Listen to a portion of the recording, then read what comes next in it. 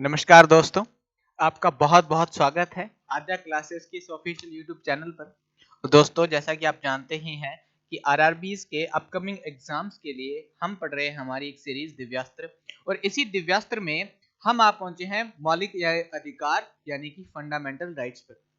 दोस्तों fundamental rights बहुत important हैं और इनसे बहुत ज़्यादा क्वेश्चन बनते हैं, बहुत ही ज़्यादा इंपॉर्टेंट है और बहुत ही ज़्यादा क्वेश्चन इनसे बनते हैं।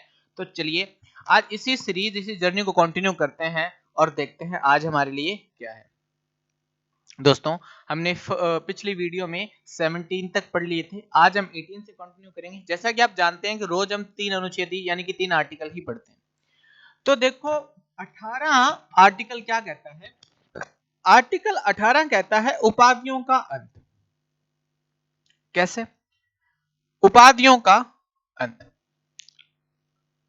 उपाधियों का अंत मतलब देखो पहले राजा महाराजा होते थे तो वो अपने साथ लगाते थे राजा महेंद्र प्रताप बाहुबली, है ना, इस तरीके से कुछ भी मान लो। तो वो राजा थे, महाराजा थे, और लोगों से अलग थे, वो राजा अलग थे, प्रजा अलग थी। बट हमारा आर्टिकल क्या कहता है?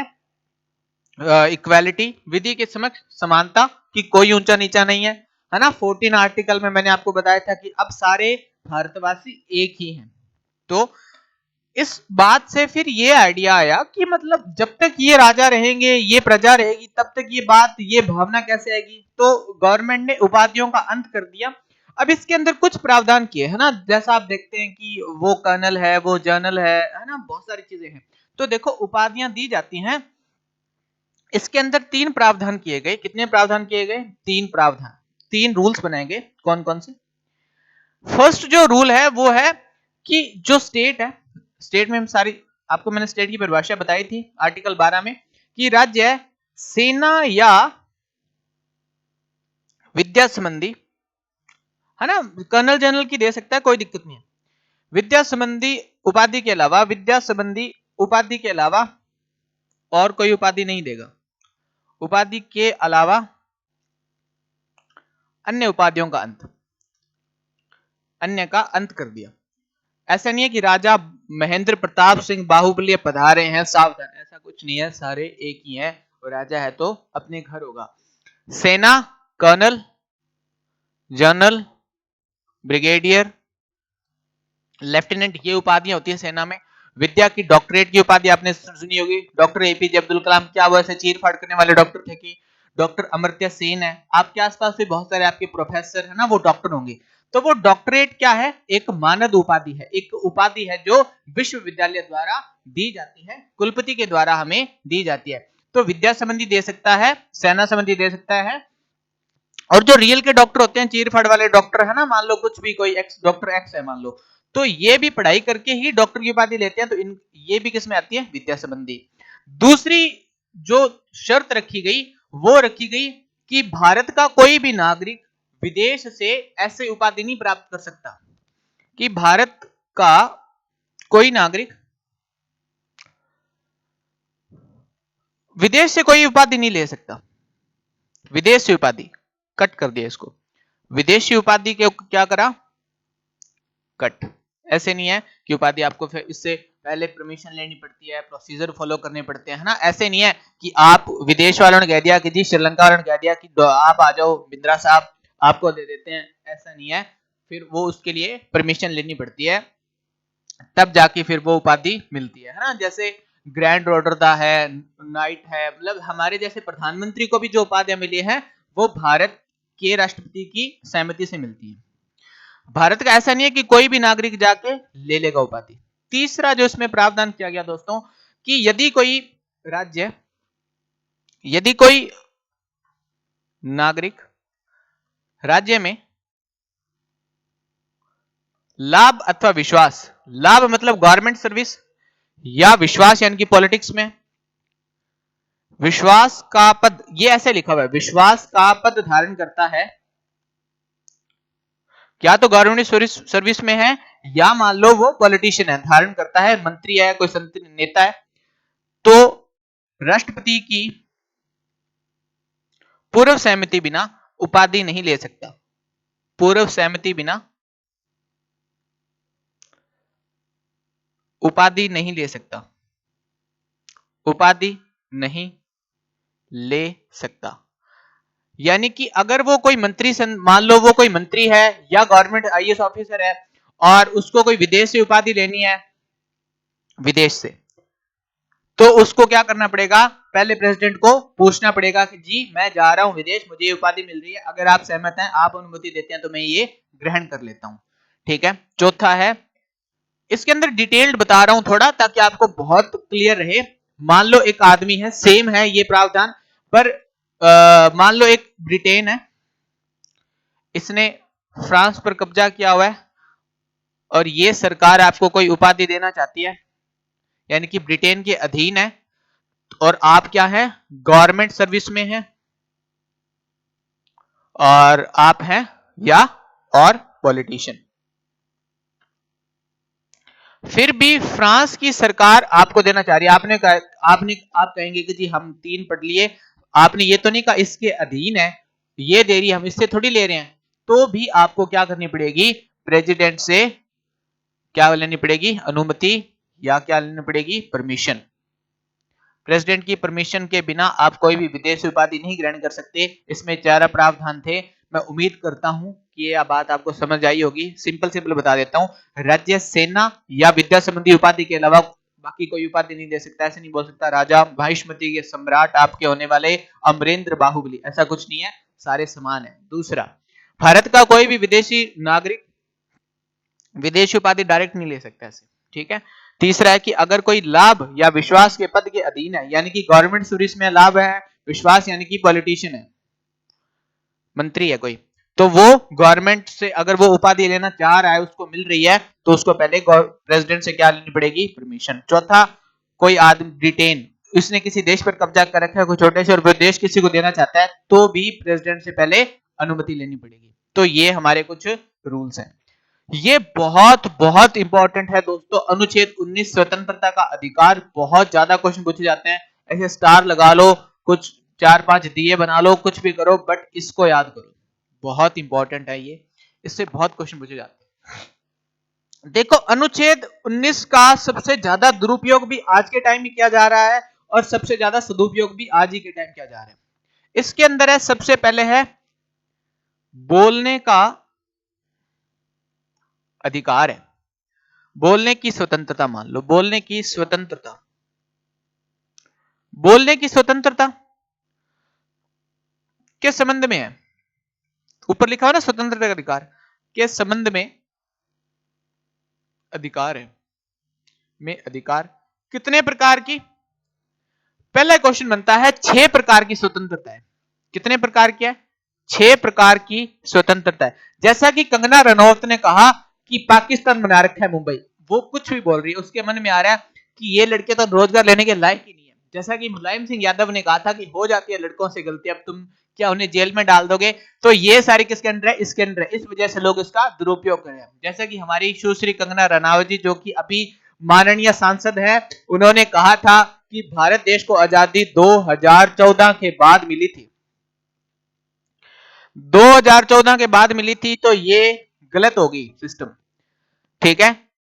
वो किसका उपयोग कर रही हैं, इस आर्टिकल अनुच्छेद 19 का, बोलने की स्वतंत्रता के संबंध में कुछ भी जो मन में आ रहे हैं बोल रहे हैं। लोग चुनाव में कह रहे थे कि हनुमान जी क्या थे, दलित थे, कुछ लोग कह रहे थे हनुमान जी क्या थे, मुस्लिम थे, मतलब उनका जो मन आ रहा है वो बोल रहे हैं। तो 19 आर्टिकल का पहला पार्ट है 1 का ए, क्या बोलता है, भाषण एवं अभिव्यक्ति की स्वतंत्रता। भाषण एवं अभिव्यक्ति, देखो जब भी देश आजाद नहीं हुआ था तो भड़काऊ भाषण भी, मतलब अंग्रेजों के हिसाब से कि आजादी की बात करना भी बहुत मुश्किल था, तो सबसे पहले इसी बात को सही किया गया। लोकतंत्र में बहुत सारी अलग अलग ओपिनियंस होती हैं, कुछ लोग 6 देखते हैं, दूसरे लोग 9 देखते हैं, तो एक ही बात को अलग अलग तरीके से देखा जा सकता है। उन सबका सम्मान करते हुए चलना, यह है भाषण और अभिव्यक्ति स्वतंत्रता, यानी कि हमारा देश आगे बढ़ सके। और सही बात है, ऐसा नहीं है कि 2014 के बाद आजाद हुआ था, हनुमान जी दलित थे, मतलब लड़कियां अच्छी हो गई, लड़कियों को छोटे कपड़े नहीं पहनने चाहिए, ये सारी की सारी खाली बातें हैं जो इसका दुरुपयोग किए जा रहे हैं। दूसरी स्वतंत्रता है शांतिपूर्ण हथियारों, शांतिपूर्ण, ऐसा नहीं है कि आपने AK-47 लेके और कहते हैं कि हम करेंगे युद्ध। ऐसा नहीं है, शांतिपूर्ण बिना हथियारों के सभा की स्वतंत्रता। ठीक है, बहुत सारे सम्मेलन होते हैं, कवि सम्मेलन होते हैं, पर इस पर भी रेस्ट्रिक्शन लगाया जा सकता है। कई बार धारा 144 लगा दी जाती है स्वतंत्रता। ठीक है, सी 19 फर्स्ट ही है, ये फर्स्ट 19 पहले का बी, 19 फर्स्ट का सी। अब देखो सी में क्या है, संघ एवं समिति बनाने का है ना। आप गांव में क्लब बना लेते हैं, अलग अलग संघ बना लेते हैं, जैसे अमूल एक संघ है, अमूल एक डेयरी का संघ है। संघ समिति बनाने की स्वतंत्रता समिति होती है, जैसे बालाजी सेवा समिति है, राम सेवा समिति है, अलग अलग सेवा समितियां होती हैं। संघ समिति बनाने की स्वतंत्रता तो ये भी हमारे संविधान में दी गई है।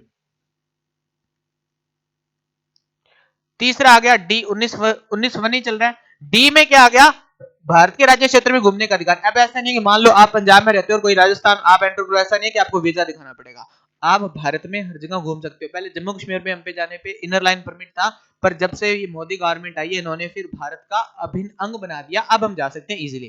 क्या है, कहीं राज्य, भारत राज्य क्षेत्र में, भारत के राज्य, अब तुम ऐसा सोचो कि गिलगिस्तान और बाल्टिस्तान चले जाएं, वो पॉसिबल नहीं है, पर जहां तक भारत का है वहां तक इजीली जा सकते हो। भारत के राज्य क्षेत्र में घूमने का अधिकार, घूमने का अधिकार, ये बहुत इंपॉर्टेंट है दोस्तों। मैं इजीली बहुत वापस रिपीट कर रहा हूं, ये बहुत इंपॉर्टेंट है। अब आ गया ई। देखो ई में क्या है, राज्य क्षेत्र में बसने का अधिकार। भारत के किसी भी राज्य क्षेत्र में बसने का अधिकार, भारत के किसी भी राज्य क्षेत्र में बसने का अधिकार, मतलब आप एमपी में रहते हो, आप सोच रहे हो मेरा राजस्थान में बिजनेस है, मैं चला जाता हूं, तो आप जा सकते हो। ऐसा नहीं है कि आपको फिर कोई और परमिट लेनी पड़ेगी। हाँ, कुछ स्टेट्स हैं, जैसे नॉर्थ ईस्ट के स्टेट्स हैं, हिमाचल प्रदेश है, वहां पे आप संपत्तियां नहीं खरीद सकते, उन लोगों के लिए वो रिजर्व्ड है। आप किसी हिमाचली लड़की से शादी करके सेटल हो सकते हैं, वो आपकी अपनी मर्जी है, वो आपकी अपनी एक सेटलमेंट है। आप नॉर्थ ईस्ट में जा सकते हैं, जैसे आपका मन करे कि मैं मेघालय चला जाता हूँ, वहीं पे कुछ प्लॉट लेके रह लूंगा, तो वो अभी पॉसिबल नहीं है। नॉर्थ ईस्ट के स्टेट्स के लिए कुछ अपवाद है, क्योंकि वो अपनी कल्चर को प्रिजर्वेटिव रखना चाहते हैं, वो कल्चर को प्रिजर्व करना चाह रहे हैं, इस वजह से गवर्नमेंट ने वहां कुछ प्रतिबंध लगा रखे हैं। बट बाकी आप ऑफ स्टेट में घूम सकते हैं, ऐसी कोई दिक्कत नहीं। यहाँ बस नहीं सकते, कुछ कुछ अपवाद है, नॉर्थ ईस्ट हो गया, हिमाचल प्रदेश हो गया, है ना, बाकी आप ले सकते हैं, कोई दिक्कत नहीं है। एफ में क्या करते हैं, देखो ये बहुत इंपॉर्टेंट है। पहले क्या था, संपत्ति का अधिकार था इसमें, संपत्ति का अधिकार, बट अब नहीं है। पहले संपत्ति का अधिकार दिया गया था, बट अब नहीं है। फिर लोगों ने पैसे जमा कर लिए, तुम्हें पता है बाथरूम की टाइलों में, टीवी के पीछे, दीवारों में, छत पर फिर पैसे बरसने लगे थे, है ना, मूवीज देखी होंगी तुमने। तो क्या किया गया, गवर्नमेंट ने सोचा ऐसे तो फिर काम बन नहीं रहा, हमें तो कुछ करना पड़ेगा। तो क्या किया गया, 44 अमेंडमेंट किया गया। बहुत बहुत इंपॉर्टेंट, बहुत बार क्वेश्चन में, मतलब लगभग क्वेश्चन पूछा जाता है। 44 अमेंडमेंट यानी कि 44वां संविधान संशोधन। इस 44वें संविधान संशोधन में क्या किया गया, 44वां संविधान संशोधन इस कब किया गया, 1978 में, और इसको हटा के कौन से आर्टिकल में रखा गया, 300 का ए जो पार्ट है दोस्तों, वहां पर इसको रखा गया था। ठीक है, ये बहुत इंपॉर्टेंट है। मैं वापस स्टार लगा रहा हूं, एक बार एक स्टार और लगा लो, तारे जमीन पर आ जाएंगे, तुम्हारे चमकने लगेंगे। अब बच गया जी। देखो जी है कोई भी व्यवसाय, कोई भी व्यवसाय।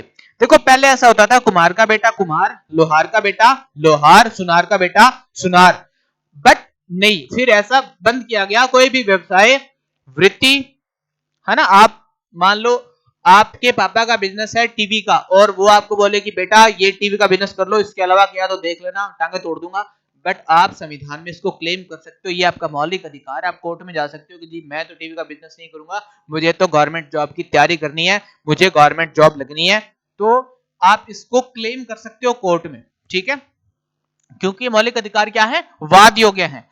एवं आजीविका, आजीविका अपनाने का अधिकार। तो ये दोस्तों बहुत इजीली मैंने आपको समझाया है। देखो सबसे पहले इसको याद करने की ट्रिक क्या है कि सबसे पहले एक आदमी भाषण देगा, तो सबसे पहले आ गई भाषण की स्वतंत्रता। भाषण दे दिया, भाषण देने के लिए क्या चाहिए? सभा चाहिए। तो भाषण किस में देगा? सभा में देगा। तो सभा आ गई, सभा से फिर क्या बनेंगे? संघ बनेंगे। सभा से ही संघ बनेंगे, पहले तो लोग इकट्ठे होंगे, ठीक है।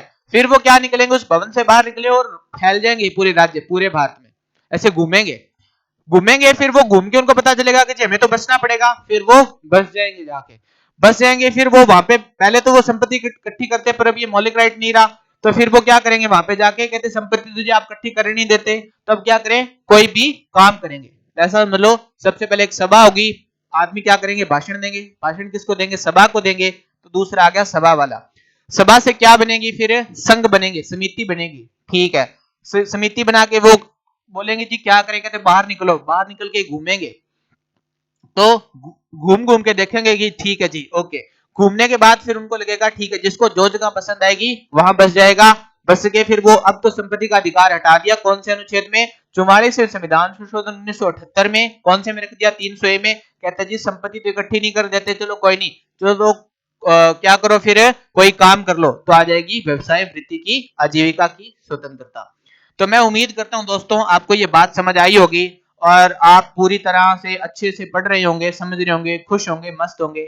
चलिए चलते हैं हमारे अनुच्छेद 20 की तरफ। ये बहुत इंपॉर्टेंट है, बहुत बहुत इंपॉर्टेंट है।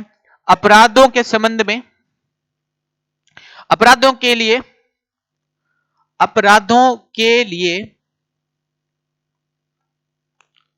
दोष सिद्धि के संबंध में।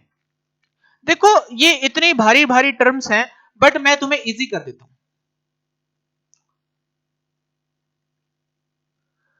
देखो दोष सिद्धि का मतलब है सबसे पहले एक कोई आरोप लगाया जाता है, जब तक वो प्रूफ नहीं हो जाता तब तक वो इनोसेंट ही होता है एक आदमी।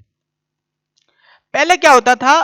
किसी भी आदमी को घर से उठा लेते थे, रॉलेट एक्ट आया था, उसको 3 महीने 6 महीने बिना उसके घर वालों को बताए, बिना गवर्नमेंट को बताए उसको क्या कर लेते थे? कैद कर लेते थे। अब इस बात का बहुत दुरुपयोग हुआ। मान लो किसी पुलिस वाले की किसी के साथ दुश्मनी है, तो वो अपनी पावर का मिसयूज करके उसको उठा लेते थे, मार देते थे, टॉर्चर करते थे, बहुत कुछ हुआ, बहुत सारे लोगों को जान गंवानी पड़ी।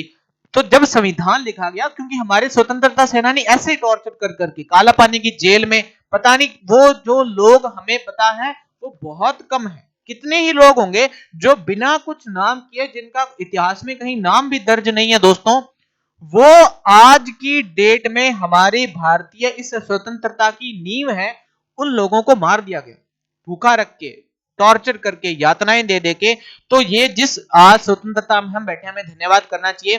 तो गवर्नमेंट ने फिर इसके लिए रूल बनाए, ठीक है, कि आप ऐसे नहीं उठा सकते, आपको 24 घंटे के अंदर अंदर पेश करना पड़ेगा, 24 घंटे के अंदर पेश करना पड़ेगा आपको। महिलाओं को आप रात को नहीं ऐसे कर सकते, मतलब बहुत सारी चीजें वो अगले अनुच्छेद में बताएंगे। बट मेन है कि फिर इसको ठीक कैसे किया गया। तो इसको जब ठीक किया गया तो इसके लिए कुछ प्रावधान ने मतलब गवर्नमेंट ने सोचे कि अच्छा अच्छा ये चीजें मिसिंग लग रही हैं, ये चीजें कर देते। तो गवर्नमेंट ने वो चीजें फिर करना स्टार्ट किया। तो इसके अंदर ना 3 हमें जो रूल दिए गए, वो 3 रूल दिए गए। इसमें कितने रूल दिए गए? 3 प्रावधान दिए गए हैं। सबसे जो पहला प्रावधान है दोस्तों वो है, एक मतलब उस टाइम मान लो एक आदमी है, आज वो भांग पीता है। भारत में भांग पीना लीगल है, ऐसी कोई दिक्कत नहीं है, हरी भांग तुम पी सकते हो। मान लो आज लीगल, मान लो गवर्नमेंट ने 5 दिन बाद में कह दिया कि जी भांग पीना इलीगल है, आज के बाद अगर कोई भांग पीते हुए मिल गया तो देख लेना, ठीक है। तो ऐसा नहीं है कि उसको 3 दिन पहले वो भांग पी रहा था उसको गिरफ्तार कर लेके कहता हाँ तू 3 दिन पहले भांग पी रहा था। जब से कानून बना है उसके बाद से जो भी नियम होंगे वो प्रभावी होंगे, उससे पहले जो चल रहा था उसके अकॉर्डिंग सजा मिलेगी। मान लो कि भांग पीने की सजा 3 साल है, अभी आज कानून बना दिया कि भांग पीने की सजा 3 साल है, और फिर कुछ केसेस हो गए, बहुत सारे लोग मर गए, और फिर गवर्नमेंट ने कहा कि अब भांग पीने की सजा 7 साल है। एक आदमी जो ऑलरेडी 6 साल 1.5 साल से सजा काट रहा है, उसको ऐसा नहीं कि 5 साल और काटनी पड़ेगी या 4.5 साल और काटनी पड़ेगी, उसके लिए सजा 3 साल ही रहेगी। तो मेन बात लिखो कि इसमें मतलब बहुत सारी चीजें हैं। इसमें है कि कोई पूर्व पद, सबसे पहले है कि पूर्व पद प्रभाव, ये भारी भारी टर्म्स है, मैं इजीली बता देता हूं। एक अपराध के लिए एक सजा, ये संविधान में लिखा हुआ है। एक अपराध के लिए, एक अपराध के लिए एक सजा। जैसे उसने भांग पीने की सजा 3 साल थी, वो 1.5 साल काट चुका, 1.5 साल और काटेगा, ऐसा नहीं है 4.5 और काटने पड़ेंगे, ठीक है। दूसरा है वर्तमान कानून के तहत सजा, एग्जाम्पल मैंने दे दिया, वर्तमान कानून के तहत सजा, वर्तमान कानून के तहत सजा कैसे? मान लो एक आदमी है, उसने मर्डर कर दिया, मर्डर की सजा 7 साल है, ठीक है। वो 2 महीने से जेल में, गवर्नमेंट चेंज हुई, गवर्नमेंट ने कर दिया 8 साल। अब ये कानून क्यों बनाया गया सोचो। मान लो ये नियम ना होता कि वो 7 साल ही काटेगा, तो वो 8 साल काटता। तीसरी गवर्नमेंट आई, मान लो 5 साल का टेन्योर हो गया, तीसरी गवर्नमेंट आई, उसने 20 साल कर दिया, तो उसने एक काम किया, अब उसके 8 साल हो गए, कहते 12 और काट, उसके तो 7 और 8 15 और 12 सारी जवानी से भी निकल जाएगी। और गवर्नमेंट आई, उसने और चेंज कर दिया, वो तो पूरी उम्र जेल में बैठा रहेगा। इस वजह से ये कानून है कि वर्तमान कानून के तहत सजा, उसने मर्डर किया, उसको 7 साल की जेल है, तो उसके अंदर जितने भी आएंगे फिर वो 7 साल ही जेल कटेगा, चाहे उसको 2 दिन ही हुए हो, 2 मंथ हुए हो, 2 साल हो गए हो, 2 ईयर हो गए हो, 2 मंथ हो गए हो, 2 दिन हो गए हो, उसकी सजा अब 7 साल रहेगी। अगर 2 घंटे बाद भी कानून चेंज हो गया तो भी इसकी सजा 7 साल ही रहेगी। 2 घंटे बाद जो अगर उसने मर्डर किया होता तो 12 साल हो जाती। तो वर्तमान कानून के तहत ही उसको सजा मिलेगी। अगर कानून चेंज हो गया उससे पहले, यानी कि उसने कत्ल करने के टाइम जो कानून था उसके अकॉर्डिंग सजा मिलेगी। ऐसा नहीं है कि उसके बाद कोई अगर कानून चेंज हुआ है तो उसके अकॉर्डिंग सजा मिले। तीसरा जो इसमें प्रावधान किया गया दोस्तों, वो है एक से अधिक बार सजा नहीं मिलेगी, है ना। एक से अधिक बार यानी कि सजा नहीं मिलेगी। सेम समझ आ गई बात? ओके। अब देखो इसमें है स्वयं के विरुद्ध, स्वयं के विरुद्ध गवाही देने के लिए बाध्य नहीं किया जा सकता, गवाही देने के लिए बाध्यता। ऐसा नहीं है, मान लो एक आदमी एक्स को पकड़ लिया, उसको कत्ल के एग्जाम में पकड़ा पुलिस ने, पुलिस उसको मारे जा रही है कि हाँ बता तूने कत्ल किया है, कबूल कर कि तूने किया है। वो टॉर्चर रूम में कर सकती है, कोर्ट में ऐसा कुछ नहीं है। वो चाहे तो साइलेंट रह सकता है, वो उसका अपना अधिकार है, उसको अपने ही खिलाफ गवाही नहीं दी जा सकती। ये हमारे कानून ने प्रोटेक्शन दिया। अगर ये दोस्तों बहुत इंपॉर्टेंट, अगर ये नहीं होती तो किसी को भी कुछ भी मजबूर करके आदमी बना लेता कि हाँ तू अपने खिलाफ गवाही दे देना, मैं ये कर दूंगा वो कर दूंगा, बहुत सारी चीजें। इस वजह से बहुत सारी चीजें बची हुई हैं हमारे संविधान में। हमारे संविधान ने जो जो चीजें अडॉप्ट की, उनको अपनाया, उनको किस तरीके से रिक्रिएट किया चीजों को, यह दिखाता है कि हमारे जो संविधान निर्माता थे डॉक्टर भीमराव अंबेडकर, उनकी बुद्धि कितनी कुशाग्र थी, वो कितने अच्छे संविधान निर्माता थे। उनको सारी चीजें उन्होंने एनालिसिस किया कि क्या क्या प्रॉब्लम्स थी सोसाइटी में, आने वाले समय में क्या क्या आ सकती हैं, कौन कौन सी चीजों में संशोधन किए जा सकते हैं, उन्होंने वो सारी पॉसिबिलिटी छोड़ी।